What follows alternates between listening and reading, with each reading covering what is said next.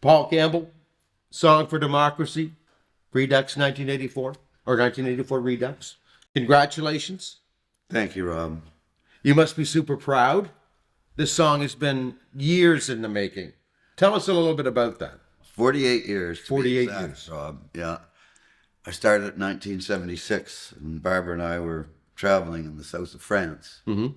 And I just finished reading George Orwell's book, 1984.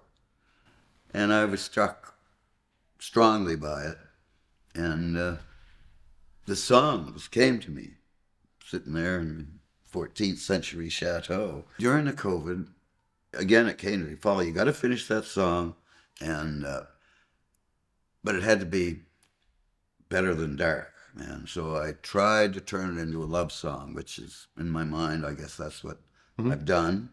Because in the end, love conquers hate. And love is what you've chosen as the action that does turn the song around, the whole tone of the song, right?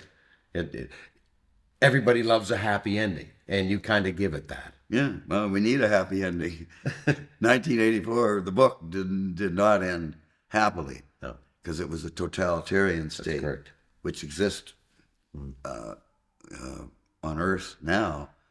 And democracy, it's easy to criticize it because it's not perfect. But my message, I guess, through the song is that it's a lot better than hatred and lies. And George Orwell saw that. And again, his clarion call was to make people realize what can happen if you don't pay attention to the important things. So we're paying attention to democracy. Explain the redux part of the title. What do you mean by including that in there? Well, like we were saying, the book ends badly. Right. And it's all based on hate. You know, they have hate week, hate this, hate, you know, it's all about hate and fear, which is a totalitarian That's method. the way of life. Yeah. Yeah.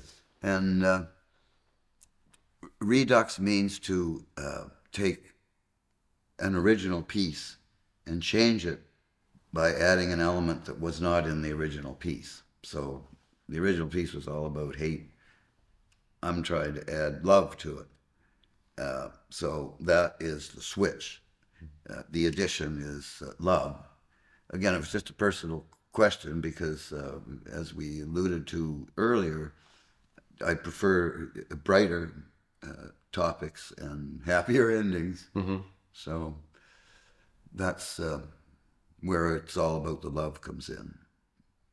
The love is mother's love, you know, love for your dog, the love of nature, the love of going for a walk, the total picture. That's the kind of love I'm talking about. It's not romantic love, which is a part of it, but it's the whole shebang. And it's the love that will win. Always does. It's a struggle. Yeah. It's a struggle. So we're in a existential, I love Crisis, that word. Crisis. Yeah.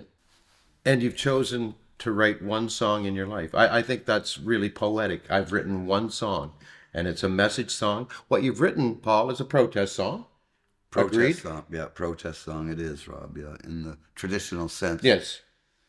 We kind of grew up on protest songs, and there was a lot to protest then. Yes. And there's a lot to protest now. I'm not saying that everything's all rosy at all. Far from it. It would get worse if the dictator wannabes take over, where they're making strong inroads. You know, tonight's event is partially a benefit for Ukraine. Very good, yes. And we all need to really stand in for Ukraine, because if the Russian aggression is not stopped there, it'll just continue keep on moving. and on and on and on. Yeah.